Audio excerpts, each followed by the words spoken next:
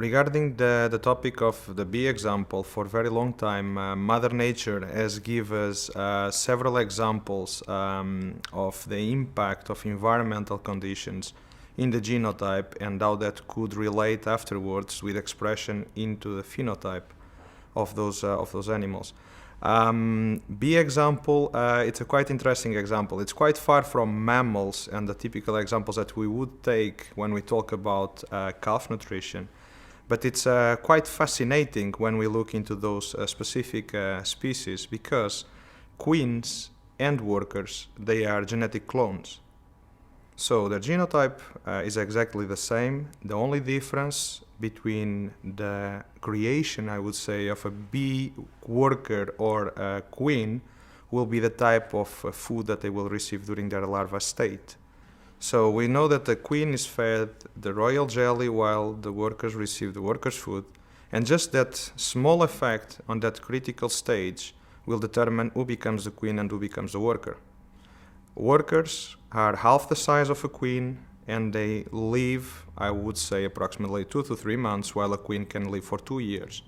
So that's a tremendous impact on the lifelong effect of those specific insects, just created by the type of food that they receive during larvae. And again, we are talking about clones, so I think that's one of the best examples that we could find in nature. In the case of the dairy industries, it's quite difficult for us to find such a model when we talk about mammals, because we are not having clones, and but for a very long time we have been investing huge amounts of our money and effort on increasing the genetic potential of our herds. And that's something that I also mentioned during my presentation, that I think there is not a single producer that questioned the investment of 50 euros in a straw of semen just to increase the genetic merit of his herd.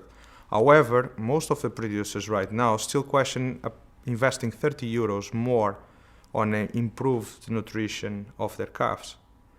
So we have done a lot on the genetic side, but we are still very far away from in the environmental side. And by environmental effects, I include in there nutrition, of course. And when we look at all that data published out there, where we see that there is a very strong effect of early calf nutrition or pre-weaning nutrition on milk production, most of that milk production comes actually from that environmental impact and not from the genotype, because the genotype is already in there.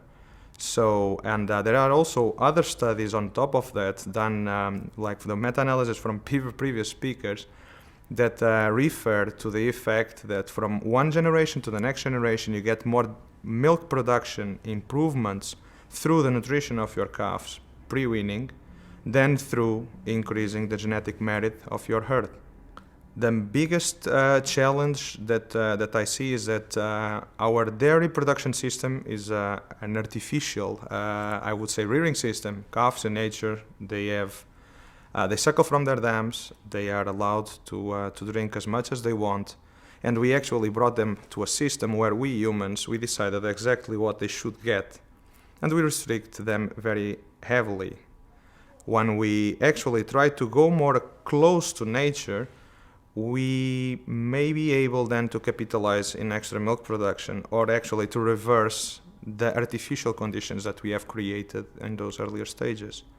So metabolic programming, we tend to look at it that right now feeding more milk to the calves or feeding the calves well, we are programming them in the positive way. I actually like more to think that for the last 30, 40 years, we have been programming them negatively by starving those calves. So we are looking at starvation models when we look to the calves, or the way how we reared calves in the last 20, 30 years. Right now, we are doing a little bit more close to what they are designed for. So what nature intended to do with them.